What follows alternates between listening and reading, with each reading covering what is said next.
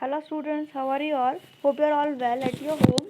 This is Apurva from MB International School. Today we will continue the chapter number 15 of class 5 in SST.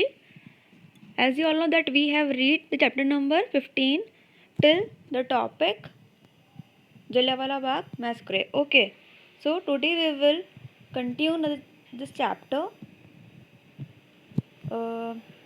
from the topic non-cooperation movement. In 1920, Gandhiji launched the non-cooperation movement. Gandhiji asked the people to disobey the British and their laws peacefully. मतलब गांधी जी ने launch किया क्या non cooperation movement. तो उसमें क्या था कि गांधी जी ने क्या कहा था लोगों को कि बिल्कुल भी बात नहीं मानिए ब्रिटिशर्स की और ना ही उनके लॉज मानने हैं, लेकिन पीसफुली। ठीक है। Many students stop attending schools and colleges, people begin refusing to work for the British. बहुत सारे स्टूडेंट्स ने पढ़ना जाना बंद कर दिया था कॉलेजेस स्कूल्स में। ठीक है। और बहुत सारे लोगों ने ब्रिटिशर्स के अंडर वर्क करना भी के लिए भी मना कर दिया था। Many Indians resigned from government post, Indian lawyers begin boycotting courts. It was a peaceful protest. ये सब जो था ये पीसफुल प्रोटेस्ट था that Gandhi ji had desired. However, he had to call off the movement in 1922.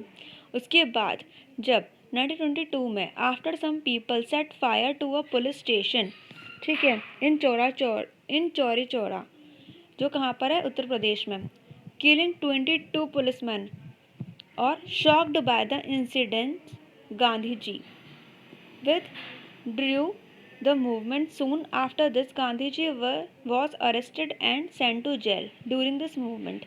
मतलब जो ये था पहले तो जैसे जैसे गांधी जी ने कहा था वैसे वैसे सब लोगों ने किया। उसके बाद जब इन 1922 जब कुछ लोगों ने फायर सेट किया था पुलिस स्टेशन में चौरी चौरा में जो कि यूपी में है, और 22 पुलिसमैन जो किल्ड हो गए थे, तो इस वजह से जो है शॉक्ड बाय द इंसिडेंट, इस वजह से ये इंसिडेंट से जो शॉक्ड हुए थे Gandhi ji withdrew the movement, उन्होंने फिर वो निकल गए थे इस मूवमेंट से। उसके बाद गांधी जी जो है अरेस्ट हुए और उनको कहाँ भेजा गया, जेल में। ठीक है। During this movement many leaders had joined Gandhi ji. उसके बाद बहुत सारे लीडर्स ने जो है ज्वाइन किया गांधी जी को। अमंग दैम, उनके साथ कौन कौन थे, जवाहरलाल नेहरू, राजेंद्र प्रसाद, मोतीलाल नेहरू, मौलाना आज़ाद, चित्तरंजन दास और सी राजगोपालचारी। ओके। अब है साइमन कमीशन। तो since the law and order situation at the time was getting out of control, ठीक है, जब आउट ऑफ कंट्रोल हो गया था, the British government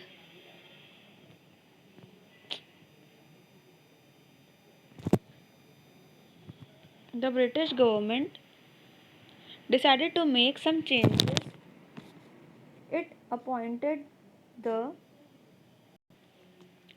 Simon Commission in 1927. As there was no Indian in the commission, उस वक्त कोई भी इंडियन नहीं था कमीशन में, the Congress decided to boycott it.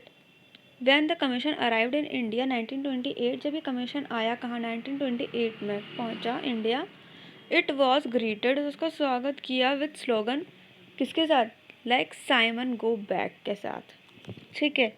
A new group of revolutionaries, जो साइमन जो था वो किसके लिए था, वो था ब्रिटिशर्स के लिए। ठीक है, मतलब साइमन वापस जाओ। ठीक है। A new group of revolutionary, जैसे कि किस क्वेश्चन स्टार्ट करता है, भगत सिंह, राजगुरु, सुखदेव और चंद्रशेखर आज़ाद और बीके दत्त।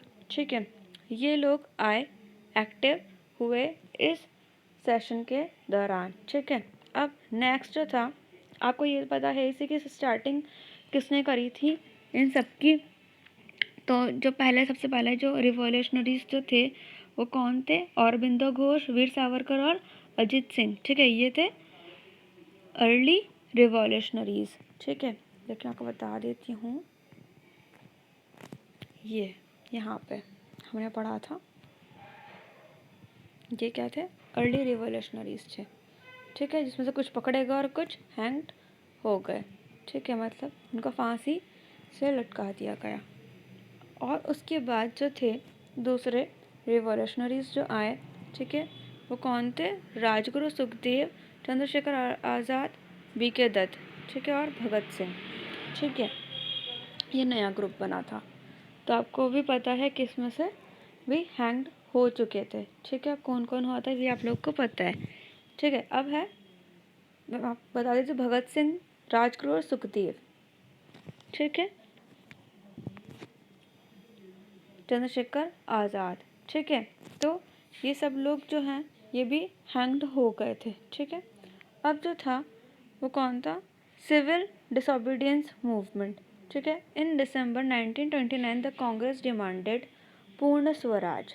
अब सिविल डिसोबीडियंस मूवमेंट में क्या था कि जो 1929 में जो हुआ था दिसंबर में, क्या था, पूर्ण स्वराज मतलब कंप्लीट इंडिपेंडेंस मिले।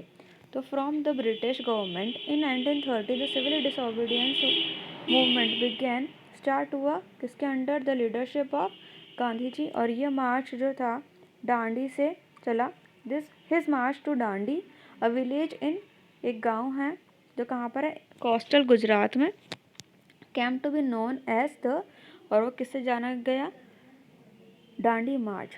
Gandhi ji made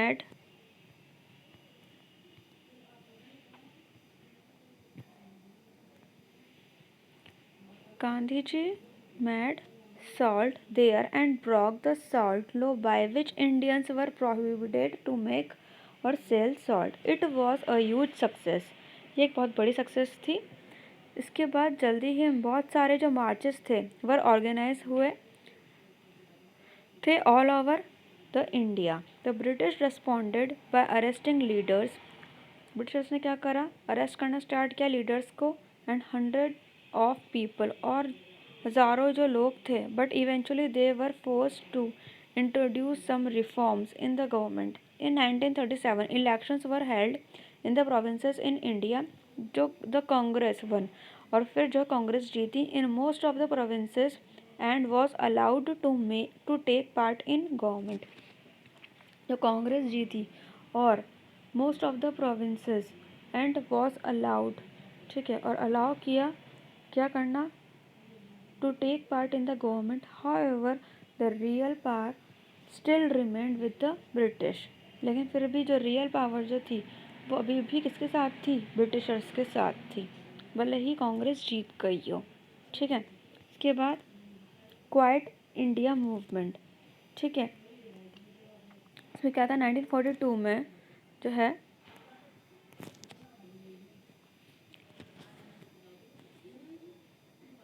Gandhi ji launch the Quit India movement, जिसमें डिमांड थी कंप्लीट फ्रीडम फॉर इंडिया, कि हमें पूरी आज़ादी चाहिए भारत के लिए।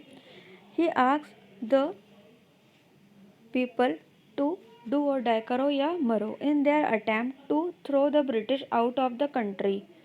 जिसमें क्या हुआ, बहुत सारे लीडर्स को जेल भी हो गई थी।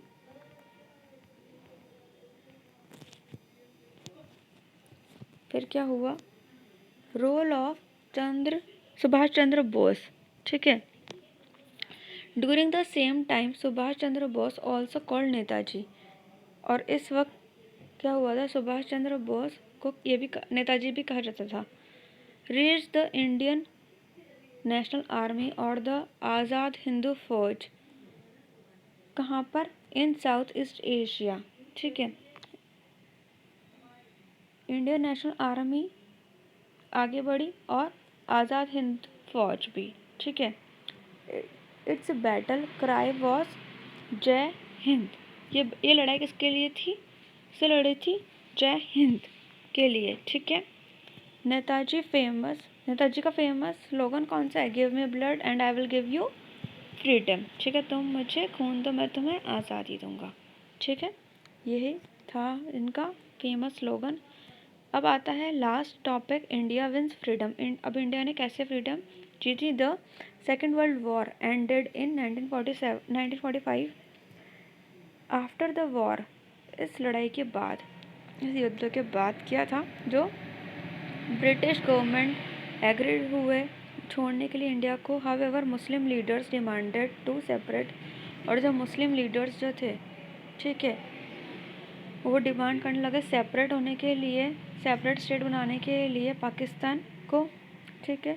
The British agreed to their demands, britishers ने एग्री कर लिया और डिसाइड किया डिवाइड करने के लिए कंट्री को into two, India and Pakistan. Finally India got its freedom on 15 अगस्त 1947, और जवाहरलाल नेहरू जो थे वो फर्स्ट प्राइम मिनिस्टर बने इंडिया के लिए, और doctor Rajendra Prasad first president बने।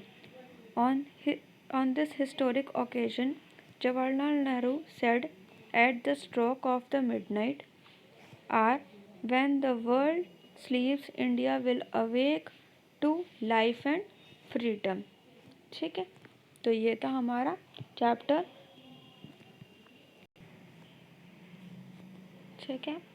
तो अब आप लोग प्लीज़ इसे रीड करना, चैप्टर को try to read by yourself this chapter, okay, and try to read new terms, rewind also, okay, and I will send you PDF the answers of the questions in objectives or in Phillips, okay, all the question answers I will provide you in PDF file, okay. So thank you.